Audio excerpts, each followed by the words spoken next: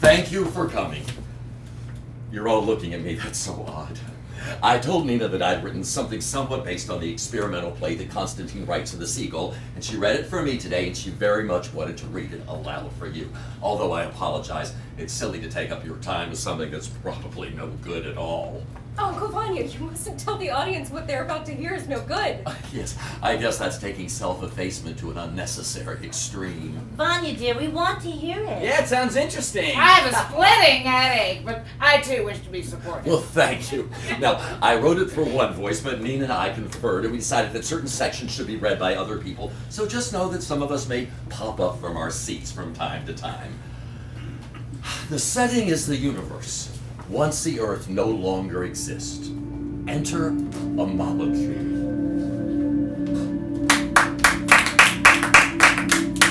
People, lions, eagles, partridges, raccoons, porpoises, opossums, hedgehogs, woodchucks, geese, spiders, octopuses, foxes, wild turkeys, frogs, and blue herons. All living creatures are dead. Yeah, that's great.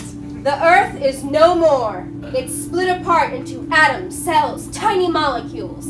I am one such molecule, and I am lonely. I miss people, animals, books, oatmeal. But they're all gone now. The world ended sometime in the 21st century. In the final days, it was frightening to turn on the morning weather report. Arizona and Texas have finished their 320th day without rain, and the entire two states are now on fire. And that's the weather. It was a horror! Horror, horror, horror! The world was like a patient in need of an intensive care unit, and yet there was no intensive care to be had. Those who had pills, any pills, took them all at once and hoped to die. Luckily, 3 simultaneous meteorites came crashing out of the sky and put everybody out of their misery. And just like that, the world was no more. And what of a brother and a sister who used to sit in a morning room and look out at a pond? So long, Nina. Goodbye, Spike. Come on, Spikey, let's head for the bus. Spike. Do you know, I think I'll go take a walk by the pond and digest the entirety of the last 15 minutes. And maybe the last 15 years. You know, I think I feel great, mostly. And Vanya, I loved your play. Although you did upstage it with your harangue, Spike, which I also love. Thanks. And Nina was very good. Yes, she was. Thank you, was I? I know I stood up straight and spoke loudly, but wasn't sure I quite inhabited being a molecule. Oh, writers ask you to play the most difficult things. I thought you were very good as a molecule, rather ethereal, which I'd always hoped a molecule would be. Really? How wonderful. Now, let me go take a walk by the pond and evaluate my life.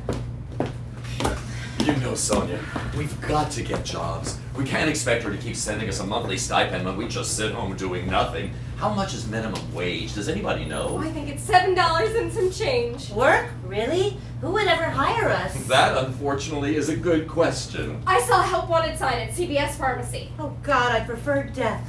I'm sorry. I thought you wanted a job. No, Vanya thought I should have a job. I think I should have a cocktail. Well, we should keep talking about it. There may be things we can do. Oh, I'm sure they'll pay us 15 cents. You're right, Sonia. It'll be difficult and maybe awful. But if Masha has the generosity to continue paying for this house, we have to earn something and contribute to the living expenses. Oh dear.